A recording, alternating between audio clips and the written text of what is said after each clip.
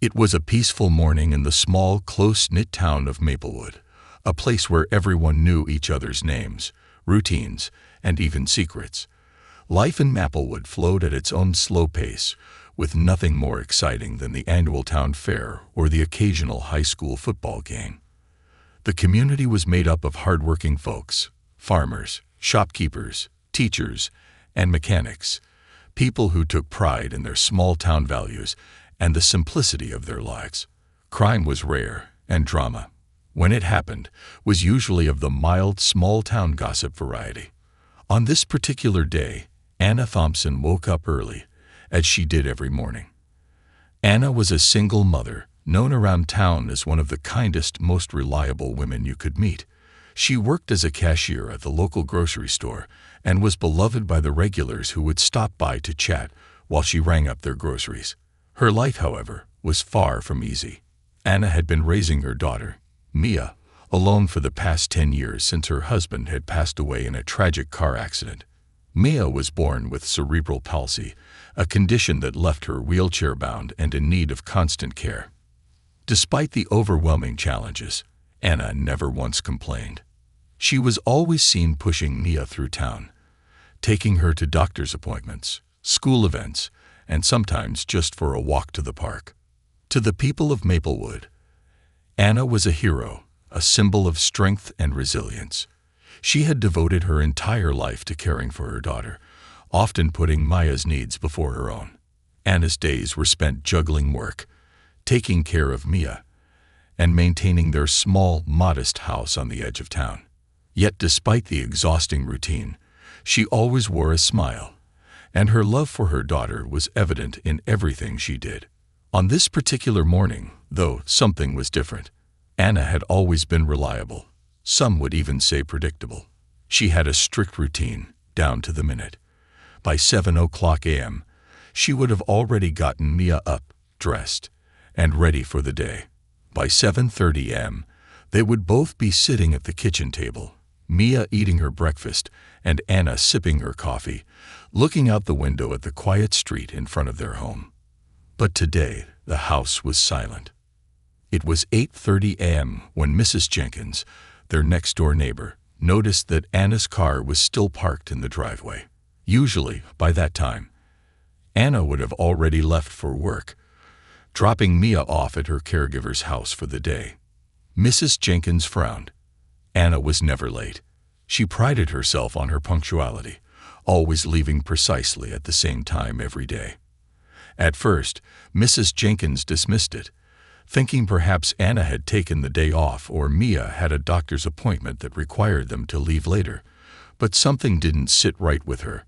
By 10:00 a.m., word had started to spread around town.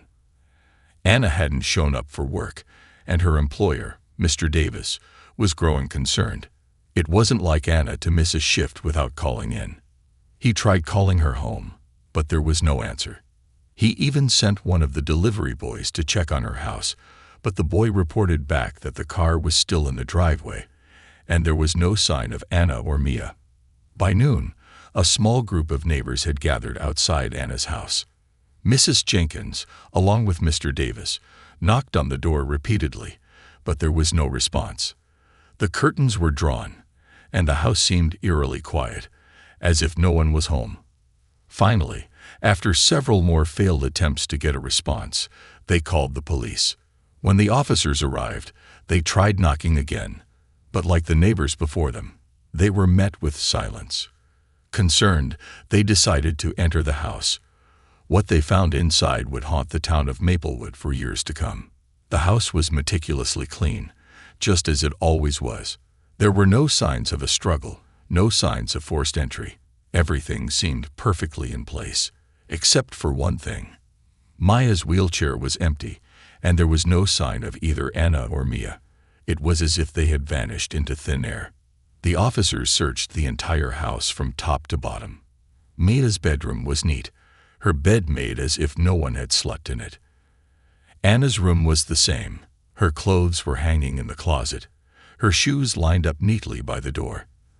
The kitchen table was set for breakfast, 2 plates laid out with untouched food. The eerie silence of the house, combined with the unsettling normalcy of everything in it, sent chills down the spines of the officers.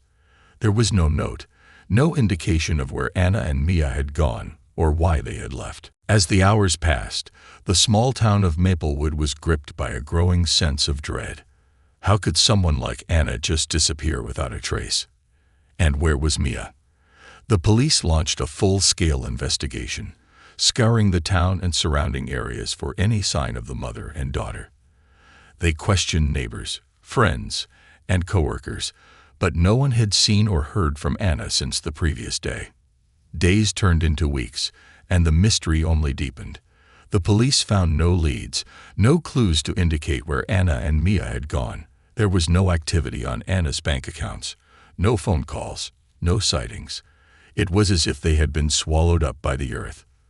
The town was left to grapple with the terrifying possibility that they might never know what had happened to one of their own.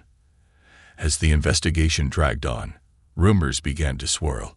Some people believed Anna had run away, overwhelmed by the pressures of caring for Mia. Others whispered that something more sinister had happened, that someone had taken them, though no one could imagine who would want to harm such a loving mother and her disabled daughter. Then, one day, a strange piece of evidence came to light. A security camera from a gas station on the outskirts of town had captured footage of Anna's car leaving Maplewood late the night before her disappearance. But when the police tracked down the car, it was abandoned on a rural road, miles away from town. There were no fingerprints, no signs of a struggle, no indication of where Anna and Mia had gone after that. The discovery only deepened the mystery. The town was left in a state of shock and confusion. How could something like this happen in Maplewood, a place where everyone knew everyone else? How could a mother who had dedicated her life to her daughter simply disappear without a trace? And most disturbingly, what had happened to Mia? The people of Maplewood were left with more questions than answers, and as the months passed, the story of Anna and Mia's disappearance became a haunting legend in the town. Parents warned their children about the dangers of wandering off alone, and neighbors began locking their doors at night, something they had rarely done before. The once peaceful town was now filled with an undercurrent of fear, and the mystery of what happened to Anna and Mia remained unsolved. But as we know, that was just the beginning of the story. The shocking truth wouldn't come to light until 20 years later, when Anna reappeared, and the town of Maplewood would never be the same again. The disappearance of Anna and Mia became the single most talked about mystery in Maplewood's history.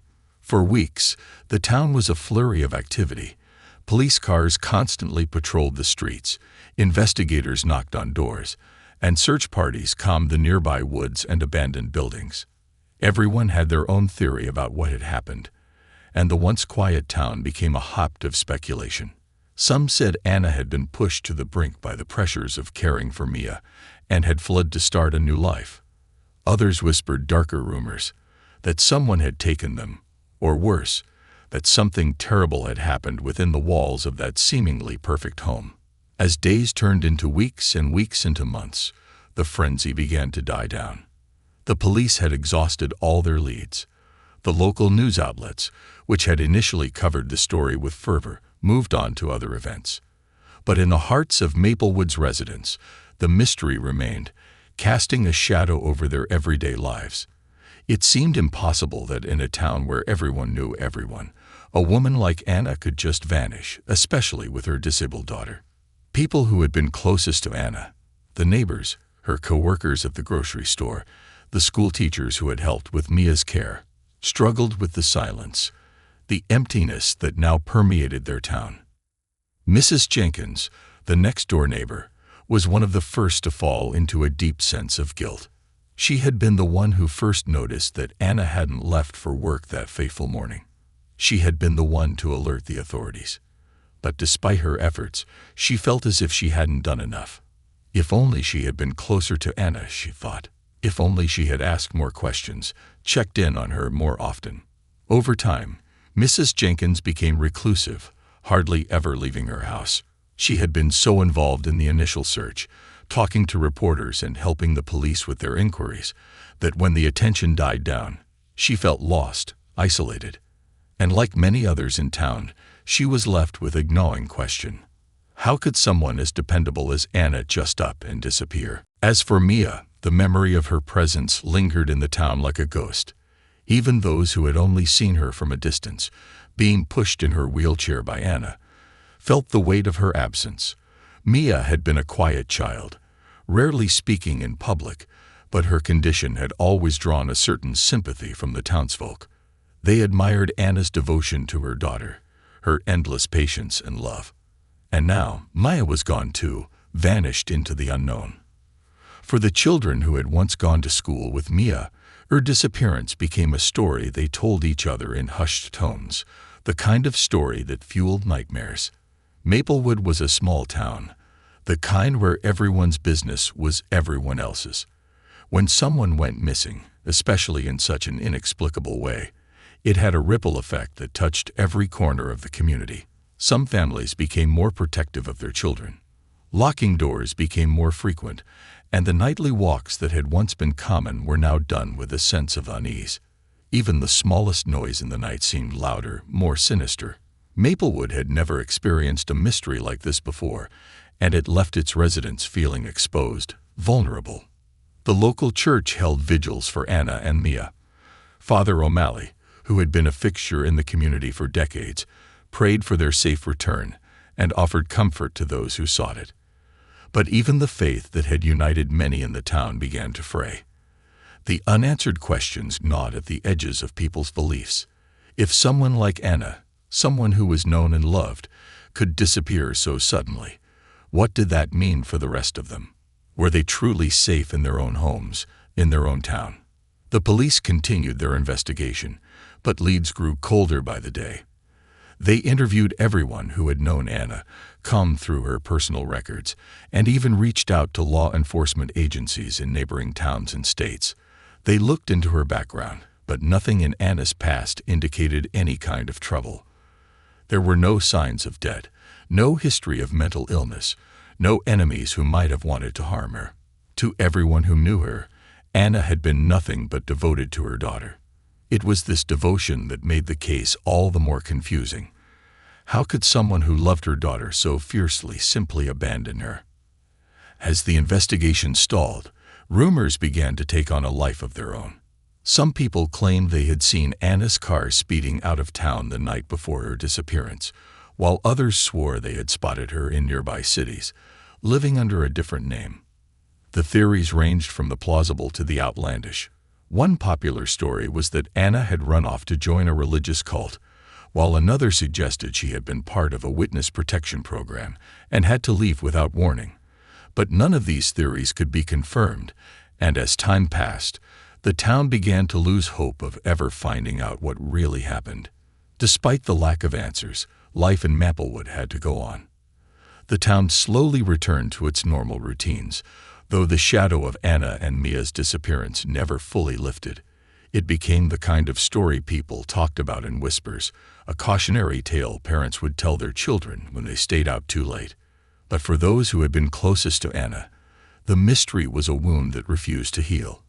One day, nearly 6 months after the disappearance, a new piece of information emerged. A local mechanic named Charlie, who had been working in his shop on the night Anna and Mia vanished, came forward with a strange story. He said that late that evening, just before closing up, he had seen a car parked on the outskirts of town, near the old railroad tracks. At the time, he hadn't thought much of it. People sometimes stopped out there to make phone calls or just take a break from driving. But now, thinking back, he realized the car looked an awful lot like Anna's. It had been too dark to see the license plate, and he hadn't paid much attention to the driver, but the timing lined up. He remembered seeing a figure standing near the car, though he couldn't be sure if it was Anna or someone else. The police followed up on Charlie's story, but by then, it was too late. Whatever clues might have been there had long since disappeared. Still, Charlie's account added another layer of mystery to the case. What had Anna been doing out by the railroad tracks that night? Was she meeting someone? Was she trying to leave town quietly? As time went on, the search for answers grew increasingly desperate. Some people in town started to believe that the truth would never be known, that Anna and Mia were gone forever, swallowed up by the mysteries of life that small towns like Maplewood were rarely equipped to handle. Others held out hope that someday, somehow, the truth would come to light. But the truth, as it turned out, was far stranger than anyone could have imagined, and it wouldn't be revealed until nearly 20 years later, when Anna Thompson returned to Maplewood, and the town was forced to confront the terrible secrets that had been buried for so long. For now, though, the town remained in the dark, haunted by the absence of a mother and daughter who had been such a central part of their lives. And while Maplewood tried to return to normal, there was no escaping the lingering feeling that something had gone terribly, inexplicably wrong. The seasons in Maplewood came and went, but the mystery of Anna and Mia Thompson's disappearance lingered like a dark cloud over the town. As the investigation into their vanishing hit a dead end, life slowly resumed its usual rhythms, but there was an unease that never quite left. The empty house at the edge of town, once filled with the sounds of daily life, became a symbol of the town's unsolved heartache. Children passed it on their way to school and dared each other to peek inside. It had become a kind of urban legend among the kids, the haunted house, where the woman and her disabled daughter had disappeared into thin air. The adults, though, found no thrill in the mystery, only a deep sense of loss and confusion. For months, the police had scoured every inch of Maplewood and its surrounding areas, questioning anyone who might have had even the slightest connection to Anna or Mia, but no solid leads emerged. The most unsettling part was that Anna had left behind no trace, no personal items packed, no messages, no financial transactions, nothing to suggest she had planned her departure. Her bank accounts remained untouched, her car had been found abandoned on a rural road, and her phone was never recovered. There were no sightings of either Anna or Mia, despite numerous reports from people claiming to have seen them in nearby towns. Each lead fizzled into nothing, leaving the investigators and the community frustrated. Detective William Harris, who had been leading the investigation, was particularly troubled by the case. He had handled difficult cases before, but there was something about this one that gnawed at him, something he couldn't quite shake. On paper, Anna Thompson was a devoted mother who had no reason to abandon her daughter. Mia's medical needs were demanding, but Anna had never shown any signs of struggling more than she could handle. By all accounts, she was deeply devoted to her child. Harris had pored over every detail of Anna's life, searching for a crack, a hidden motive, something to explain why she would suddenly vanish. But nothing added up. He sat in his office late one evening, the rain pounding against the windows as he reviewed the case file once again. He couldn't help but feel that they were missing something crucial. His mind kept returning to one odd detail, the footage from the gas station on the night of the disappearance. Anna's car had been spotted leaving town around midnight, heading in the direction of the highway. But what was strange was that she wasn't alone. The grainy footage showed a shadowy figure in the passenger seat, but the quality of the video was too poor to make out any details. Was it Maya? That was the obvious assumption, but something about the figure's size and posture didn't seem quite right. It was too large, too rigid. Whoever it was, they didn't move much during the short clip, and their face was never visible. Harris had replayed that footage 100 times, trying to decipher the identity of the passenger. If it wasn't Mia, who was it? And if it was, why hadn't anyone seen or heard from them since? He had requested enhancement of the video, but the resolution was too poor for any significant improvements. The footage was his only clue, and yet it led him nowhere. As the months passed, the case grew colder.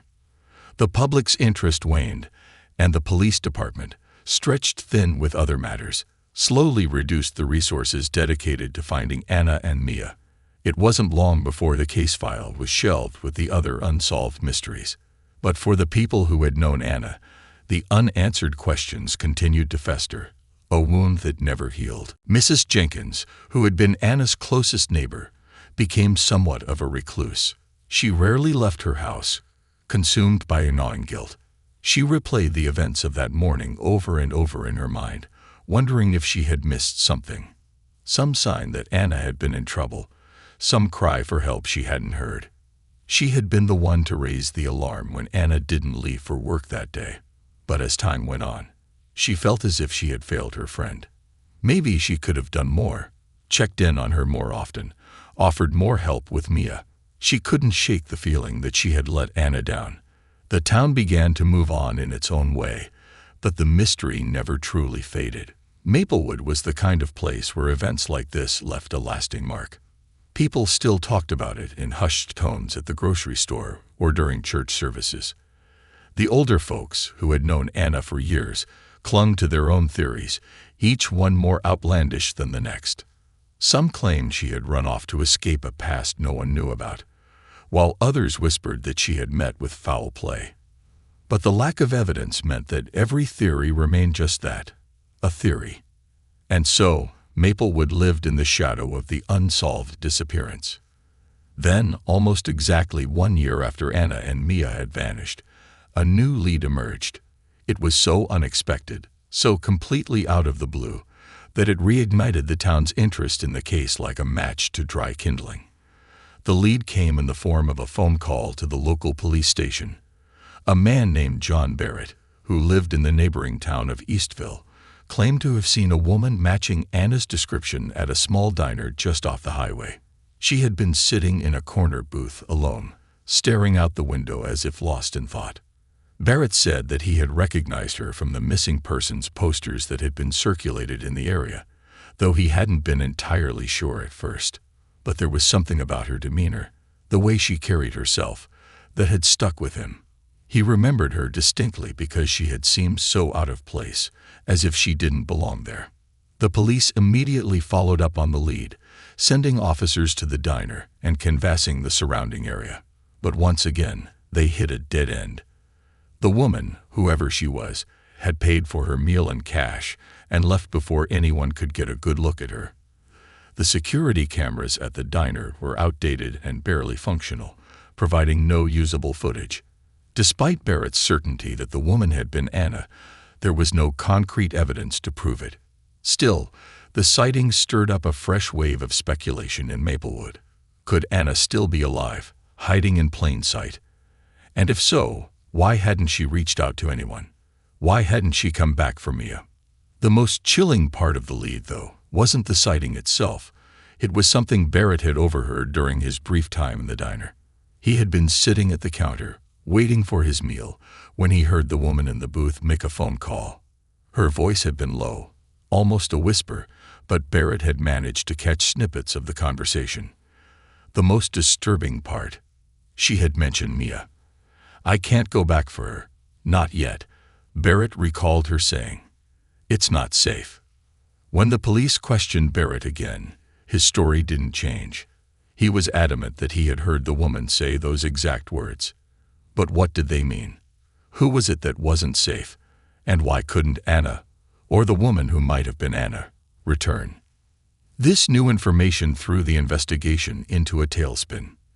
If Anna was alive and intentionally staying away from her daughter, then what had driven her to such an extreme decision? Had she been running from something or someone? Or was there something more sinister at play? Something the town had yet to uncover. Detective Harris, who had never quite given up on the case, dove back in with renewed energy. He began looking into Anna's past again, this time with a more critical eye. Had there been something or someone in her life that could have driven her to leave so suddenly? He re-interviewed old friends, acquaintances, and coworkers, hoping that something new would come to light. And as he dug deeper, he began to uncover small, troubling details that he hadn't noticed before. There were gaps in Anna's history, periods of time when she had seemingly disappeared from the radar, long before Mia was even born. And there were vague references in her old journals to someone she had been afraid of, but whose name she had never written down. As these new details began to emerge, the case took on a darker tone. The idea that Anna had simply run away to escape the pressures of caring for Mia no longer seemed plausible. There was something else going on, something much more complicated and dangerous. But what and how far was Anna willing to go to protect her daughter from whatever threat loomed over them? The town of Maplewood, once again, found itself at the center of a mystery far bigger than it had ever anticipated. And the more they uncovered, the more they realized that the story of Anna and Mia's disappearance was far from over. In fact, it was only just beginning. 20 years later, the mystery of Anna and Mia Thompson's disappearance had become the kind of story whispered about in dark corners of Maplewood, spoken of only in quiet conversations or around the dinner table during long winter nights. The townspeople had long since accepted that they might never know the truth. But just as they had begun to file the case away in the recesses of memory, Anna Thompson shocked the town with an unexpected and dramatic return. It was an ordinary autumn afternoon, and the leaves had begun to turn shades of gold and orange, rustling in the crisp breeze that swept through Maplewood. The residents were preparing for the annual Harvest Festival, a tradition that had continued uninterrupted for generations, and life had fallen back into its usual rhythm. No one was expecting anything out of the ordinary, until a lone figure appeared in the center of town. Anna Thompson walked into the Maplewood police station with the calm air of someone who had simply stepped away for a short time, not 2 decades. Her hair, now streaked with gray, was pulled back into a loose bun, and she wore a simple coat, her face thin but composed. She looked much older than the woman who had disappeared all those years ago, but there was no mistaking her. The lines on her face told of hardships endured, but her eyes, those same familiar, piercing eyes, were unmistakable. The officer on duty at the front desk, barely old enough to remember the details of Anna's disappearance, was frozen in shock when she said her name. "I'm Anna Thompson," she stated simply, her voice low but steady. "I need to speak with Detective Harris." Detective William Harris had aged too. The years since Anna's disappearance had weighed heavily on him. He had been unable to let the case go, even as it had faded from the public's memory. It had haunted him, a specter that loomed over every unsolved case he worked. He had replayed the details of that day more times than he could count. The abandoned car, the missing mother and daughter, the cryptic clues that never led anywhere. But nothing could have prepared him for this moment. When Harris walked into the station and saw Anna standing there, alive and well, it took him a full minute to comprehend what he was seeing.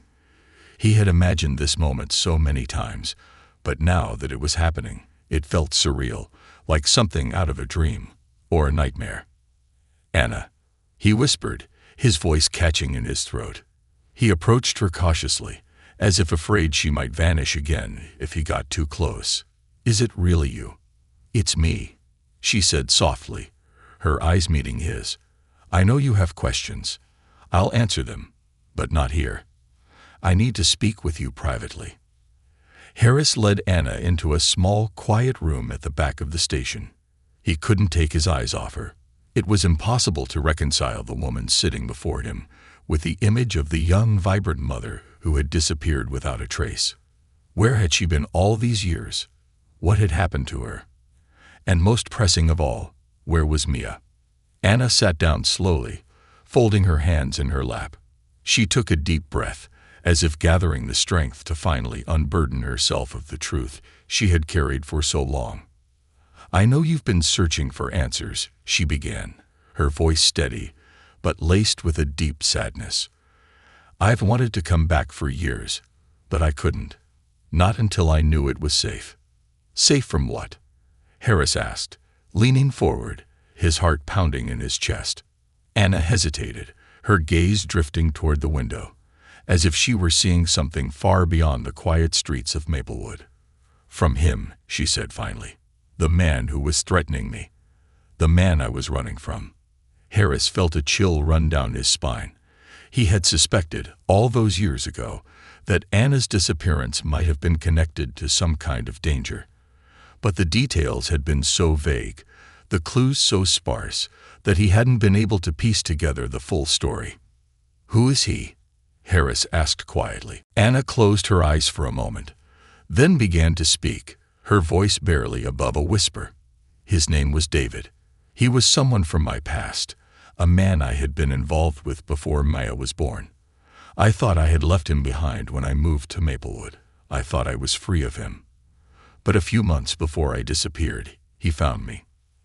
Harris listened intently, his mind racing. He had never heard of anyone named David in connection with Anna's life in Maplewood. It was as if this man had been a ghost, lurking in the shadows, hidden from everyone who knew her. At first, it was just phone calls, Anna continued. He'd call me late at night, say things to remind me of the power he once had over me. Threaten me, tell me that if I didn't come back to him, he'd hurt Mia. I tried to brush it off, told myself he was just trying to scare me. But then I started seeing him, watching me from a distance. I knew he was there, waiting for the right moment. Anna's hands trembled slightly, and she took another deep breath before continuing. I didn't know what to do. I couldn't tell anyone. I didn't want to put Mia in more danger. I was trapped. Then one night, he came to the house. He stood outside, staring at me through the window. That's when I knew I had to leave. Harris felt a lump forming in his throat. The idea that Anna had been living in fear, under the threat of violence, all while continuing to care for Mia, was almost too much to bear. So you left, Harris said, piecing it together. You took Mia and left. Anna shook her head. No, I didn't take Mia. That was the hardest part. I knew I couldn't protect her if I brought her with me. David would have found us. He was watching us too closely. So I did the only thing I could think of. I arranged for a caregiver to look after Mia temporarily, just until I could get away and find help. But things didn't go as planned. What do you mean? Harris asked, leaning closer. I had a friend, someone I trusted, who was supposed to take Mia while I disappeared. But David found out. He intercepted us before I could hand Mia over. I didn't have a choice. I had to leave without her. I thought I could come back for her once I was safe, once I had dealt with him. But it took longer than I expected. David had connections, people who were helping him track me. I had to stay hidden for years, moving from place to place, using different identities. I tried to keep tabs on Mia from afar, but I couldn't come back until I knew he was gone. Harris stared at her in disbelief. Gone? What happened to him? Anna's eyes darkened, and her voice grew cold. He's dead. I made sure of that. Harris blinked, trying to process what he was hearing. You killed him. Anna didn't answer immediately. She looked down at her hands, her expression unreadable. I did what I had to do. He wasn't going to stop. He would have killed me. And then he would have come for Mia. I couldn't let that happen. The room fell silent, the weight of her words settling between them. Harris felt a mixture of shock and sympathy wash over him. He couldn't begin to imagine the terror Anna had lived with, the impossible choices she had been forced to make. But why didn't you come back sooner? Harris asked after a long pause. Mia's been. I know, Anna whispered, her voice breaking for the first time. Tears welled in her eyes, but she quickly wiped them away. I know I failed her. I wanted to come back so many times, but it was never safe. Even after David was gone, I had to be sure no one else was looking for me. I had to be certain. And now it's too late. Harris felt his heart ache for both Anna and Mia. Where is Mia now? He asked softly. She's in a care facility, Anna said quietly. I've been in contact with them, but I haven't seen her yet. I don't know if she'll ever forgive me for leaving her behind. But I had no choice. It was the only way to keep her safe. Harris sat back in his chair, overwhelmed by the magnitude of what Anna had endured. The town of Maplewood had spent 20 years speculating, judging, and wondering what had happened to Anna Thompson. But the truth was more complicated, more tragic, than anyone could have imagined. As Anna sat across from him, her eyes filled with a mixture of sorrow and relief, Harris knew that the story was far from over. There would be more questions, more revelations to come. The town would be shaken to its core by the truth. But for now, All that mattered was that Anna was finally back. And in her return, Maplewood would be forced to confront the painful reality of what had happened all those years ago. "But why didn't you come back sooner?" Harris asked after a long pause. "Mia's been—" "I know," Anna whispered, her voice breaking for the first time. Tears welled in her eyes, but she quickly wiped them away. "I know I failed her. I wanted to come back so many times, but it was never safe. Even after David was gone, I had to be sure no one else was looking for me. I had to be certain. And now it's too late." Harris felt his heart ache for both Anna and Mia. "Where is Mia now?" he asked softly. "She's in a care facility," Anna said quietly. "I've been in contact with them, but I haven't seen her yet. I don't know if she'll ever forgive me for leaving her behind, but I had no choice. It was the only way to keep her safe." Harris sat back in his chair, overwhelmed by the magnitude of what Anna had endured. The town of Maplewood had spent 20 years speculating, judging, and wondering what had happened to Anna Thompson. But the truth was more complicated, more tragic, than anyone could have imagined. As Anna sat across from him, her eyes filled with a mixture of sorrow and relief, Harris knew that the story was far from over. There would be more questions, more revelations to come. The town would be shaken to its core by the truth. But for now, all that mattered was that Anna was finally back. And in her return, Maplewood would be forced to confront the painful reality of what had happened all those years ago. The news of Anna Thompson's return spread through Maplewood like wildfire.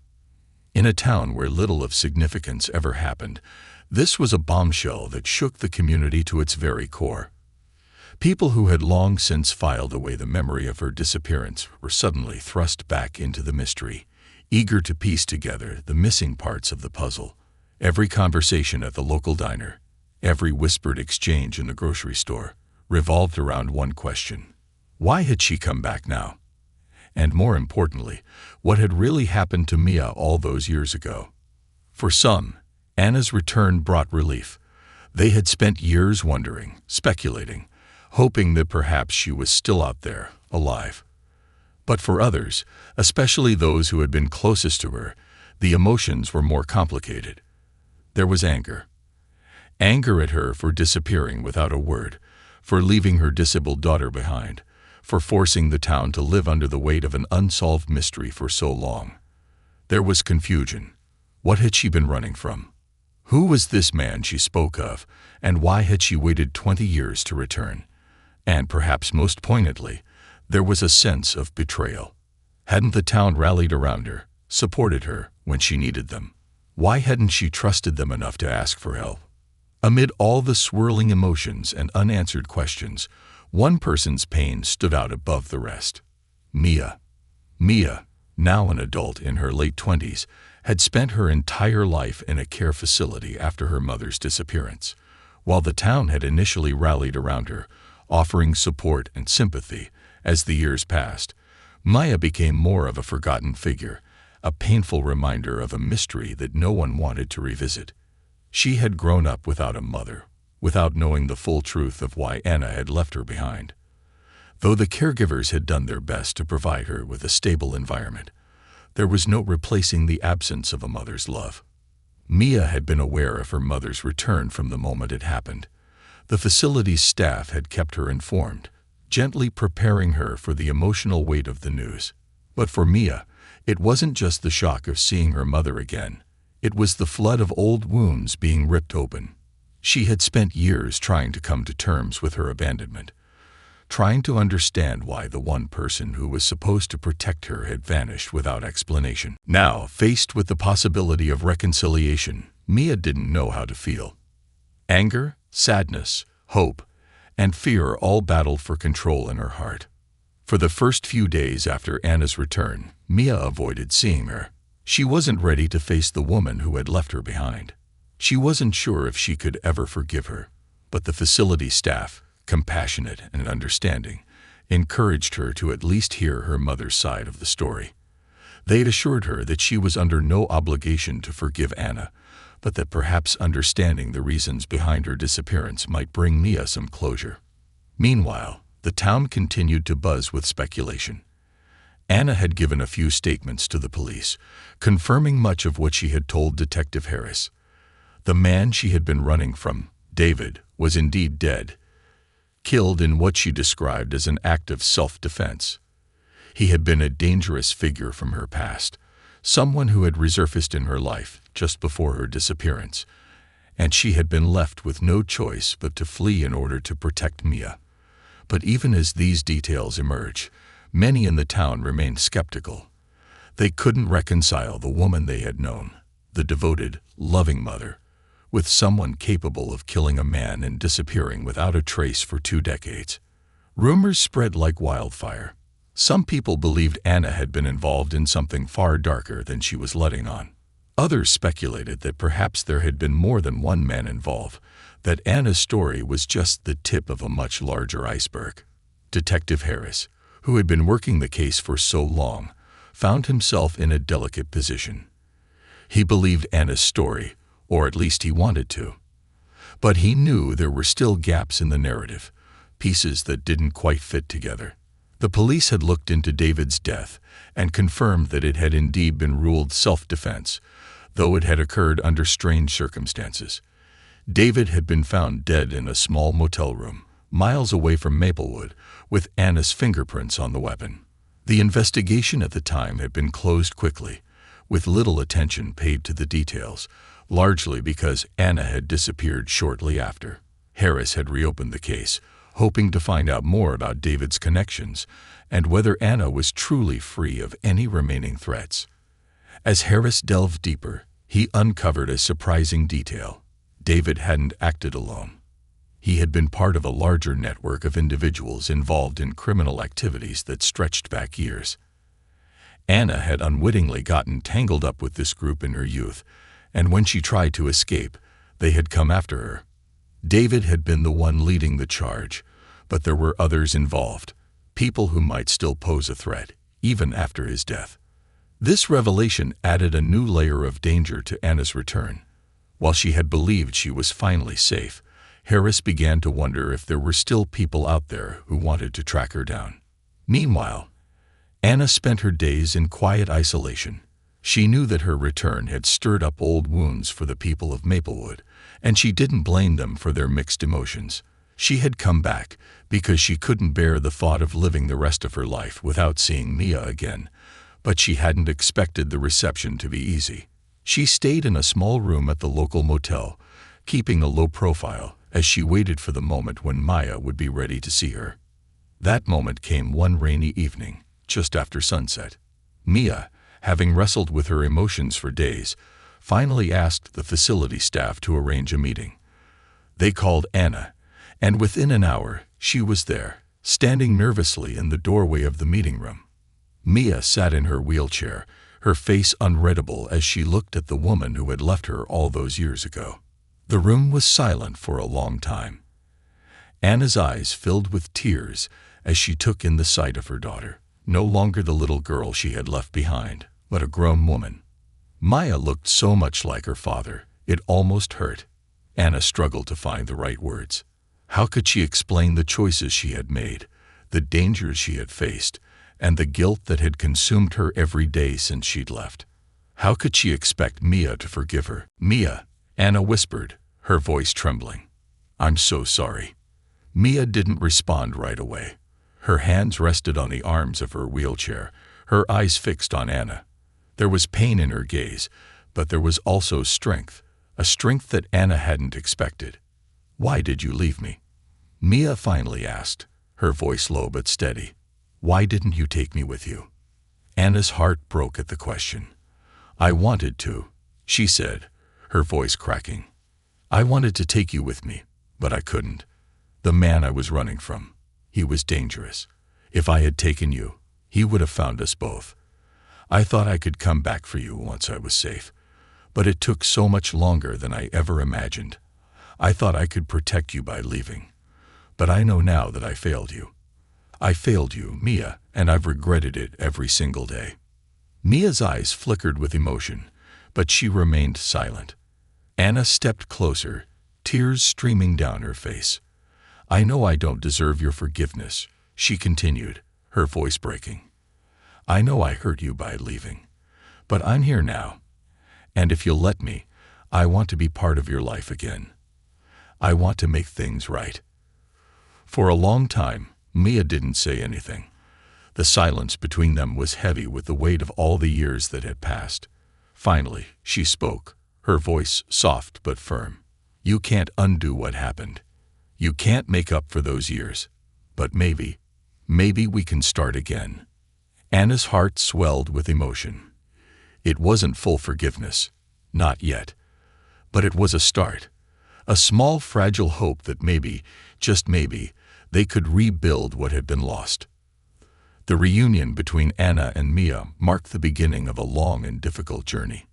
It would take time, years perhaps, for Mia to fully process the pain of her abandonment, and for Anna to prove that she was worthy of being part of her daughter's life again. But for the first time in 2 decades, there was hope. As for Maplewood, the town would never be the same. Anna's return had reopened old wounds, but it had also brought a sense of closure to a mystery that had haunted the town for so long. And as the truth of her disappearance slowly came to light, the town began to heal, one day at a time. As the weeks passed, the shock of Anna's return began to settle, though the ripple effects continued to be felt throughout Maplewood. The small town, which had long since returned to its quiet and predictable ways, was suddenly thrust into the spotlight. News of Anna's story began to spread beyond the borders of the town, drawing the attention of regional media, and eventually national outlets. Reporters flocked to Maplewood, eager to uncover the details of her 20-year absence, her dramatic return, and the mysterious man who had chased her into hiding. For the people of Maplewood, who were used to living in the shadow of an unresolved mystery, this newfound attention was both exciting and uncomfortable. Anna, however, remained largely out of sight. After her reunion with Mia, she spent most of her time at the care facility, slowly and cautiously building a relationship with her daughter. Their meetings were quiet, often filled with long silences as both women tried to navigate the unspoken pain that had defined their relationship for so long. For Mia, it was a daily struggle to reconcile the image of the mother she had once adored with the woman who had abandoned her. For Anna, it was a battle against the overwhelming guilt that weighed on her every moment. Despite these challenges, their bond, fragile though it was, began to grow. They spoke about the small things first, Mia's favorite books, the movies she watched, the hobby she had taken up to pass the time in the care facility. Slowly, they moved on to more difficult topics, discussing the years they had missed, the milestones they hadn't shared. Anna listened as Mia recounted her experiences growing up without a mother, the loneliness she had felt, the confusion and anger that had defined much of her adolescence. It was heartbreaking, but it was also necessary. The wounds could not begin to heal until they were fully acknowledged. For Anna, each conversation with Mia was a reminder of the immense cost of her decisions. She had done what she thought was necessary to protect her daughter, but the emotional toll had been far greater than she had anticipated. Still, there was a sliver of hope. Mia, though cautious, seemed willing to give her a second chance, and for that, Anna was grateful beyond words. Meanwhile, Detective Harris continued to investigate the lingering threads of Anna's story. The more he dug into the details, the more he realized that David, the man Anna had been running from, was only one piece of a much larger puzzle. David had indeed been part of a criminal network, a shadowy organization that operated just below the surface of society. For years, they had been involved in various illegal activities: drug trafficking, money laundering, and even human trafficking. David had been a key figure in this network, and his obsession with Anna had put her life in danger. But Harris discovered something even more troubling. David hadn't been working alone. There were others in the network who had been aware of Anna, who had known about her disappearance, and had quietly searched for her in the years that followed. These individuals had kept a low profile after David's death, but there were signs that they hadn't forgotten about Anna or Mia. It became clear to Harris that Anna's return might have inadvertently stirred up old enemies, individuals who would still see her as a loose end that needed to be tied up. As Harris pieced together the web of connections, he realized that the danger Anna had been running from might not be over after all. He brought his concerns to Anna, urging her to be cautious. "You're not out of the woods yet," he told her during one of their meetings. "David might be gone, but the people he worked with, they don't like leaving loose ends. We need to make sure you and Mia are safe." Anna nodded, though the weariness in her eyes was unmistakable. She had spent 2 decades looking over her shoulder, constantly on the run, and the thought of having to do it again was almost unbearable. But she knew Harris was right. The threats that had haunted her for so long were not fully gone, and she couldn't afford to let her guard down. Harris worked quietly to put protections in place for Anna and Mia. He enlisted the help of federal authorities, sharing the information he had uncovered about the criminal network. Together, they began monitoring the situation, watching for any signs of renewed activity or interest in Anna's whereabouts. The goal was to keep her out of sight, to ensure that no one from her past could track her down. For a while, things seemed to settle. Anna continued to visit Mia regularly, and their relationship slowly began to improve. Mia, though still guarded, seemed to appreciate the efforts her mother was making to be part of her life again. They took small steps, sitting together for meals, watching movies, talking about Mia's future. Anna even began attending therapy sessions with Mia, working through the deep emotional scars that both of them carried. The therapists encouraged them to be patient with each other, to recognize that healing would take time. It was a long road, but for the first time in years, it felt like they were moving in the right direction. But just as things were beginning to look up, a new threat emerged. Late one night, Harris received an anonymous tip. Someone had been asking questions about Anna in a neighboring town. The description of the man fit the profile of one of David's old associates, a man named Victor Malone, who had been a key player in the criminal network. Malone had disappeared after David's death, but it seemed he was back, and he was looking for Anna. Harris immediately informed Anna, urging her to lay low while they investigated further. Anna's heart sank. She had known this day might come, but she had hoped that it never would. She had hoped that by staying quiet, by avoiding attention, she could finally live in peace. But now, the past was catching up to her once again. Mia, too, was shaken by the news. Though she had only learned bits and pieces of her mother's story, she understood enough to know that their safety was at risk.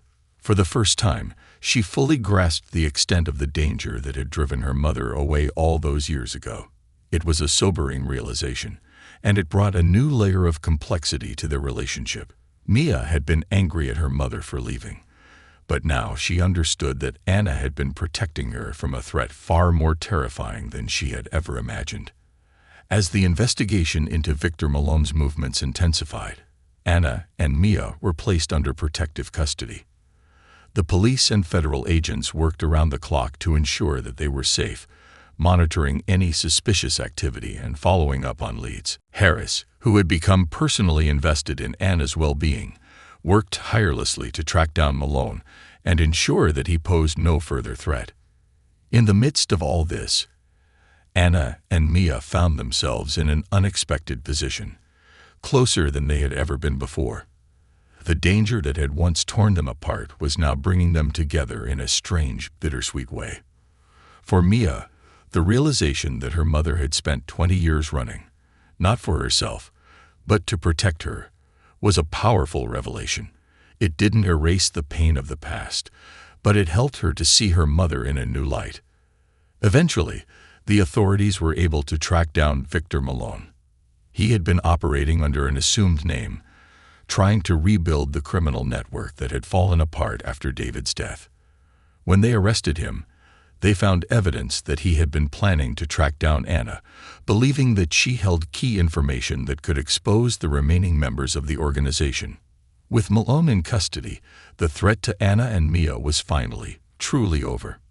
The relief was palpable, but so was the exhaustion. Anna had spent so long running, fighting, hiding, Now, at last, she could breathe. But the road ahead was still uncertain. She and Mia had made progress in rebuilding their relationship, but there was still much work to be done. They had lost so much time, so many years that could never be recovered. And while they had been brought back together, the wounds of the past still lingered.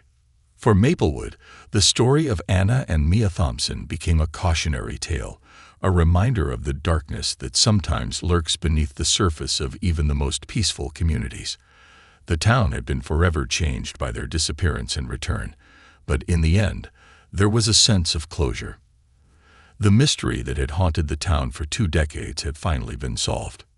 In the months that followed, Anna and Mia continued their slow, steady journey toward healing. It wasn't easy. There were still moments of tension, of unspoken resentment, of painful memories that surfaced when they least expected it. But there were also moments of joy, of hope. They began to build new memories together, reclaiming the time they had lost. And as they did, they both realized something important. Their story wasn't just one of loss and pain.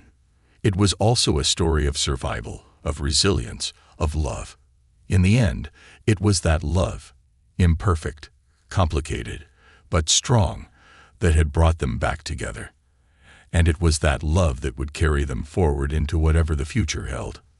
For the first time in a long time, Anna and Mia dared to hope for a future filled with peace rather than fear. A future where they could live, not as the tragic figures of Maplewood's greatest mystery, but as mother and daughter, learning to heal together.